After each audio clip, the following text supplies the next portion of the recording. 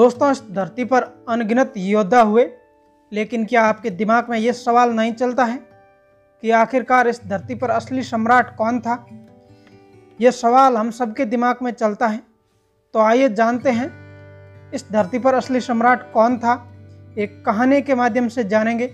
बहुत ही मोटिवेशनल कहानी है। आप इस कहानी को शुरू से लेकर अंत तक पूरा अवश्य देखना। महात्मा बुद्ध यात्रा करते करते एक नगर में पहुँचे। वहाँ के राजा को उसे बूढ़े वजीर ने कहा, राजा साहब, महात्मा बुद्ध पधार रहे हैं, आप उनका स्वागत करने को चले। महात्मा बुद्ध का नगर में प्रवेश के समय नगर में आपकी उपस्थिति आवश्यक है। सम्राट को अपने धन वैभव का बड़ा घमंड था। सम्राट ने कहा, उस भिखमंगे के पास ऐसा क्या है जो मैं स्वागत करने को जाऊं? मेरे पास किस चीज़ की कमी है? उन्हें मुझसे मिलना हो तो वह स्वयं मिलने आएगा।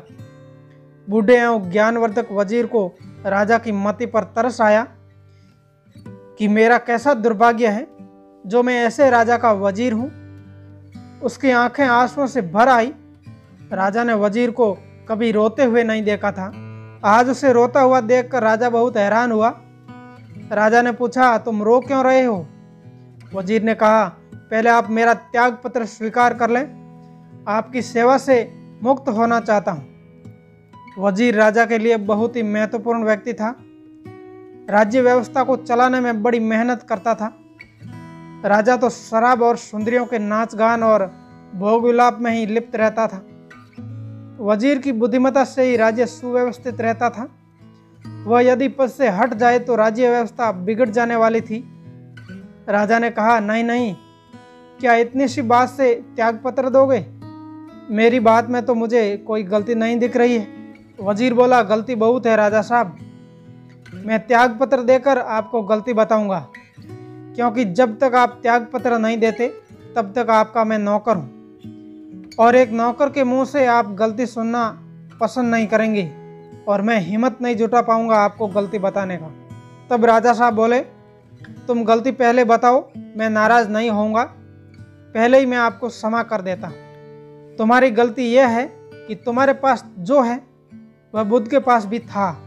उसको वे लात मार आए, तुम अभी लात नहीं मार सकते हो।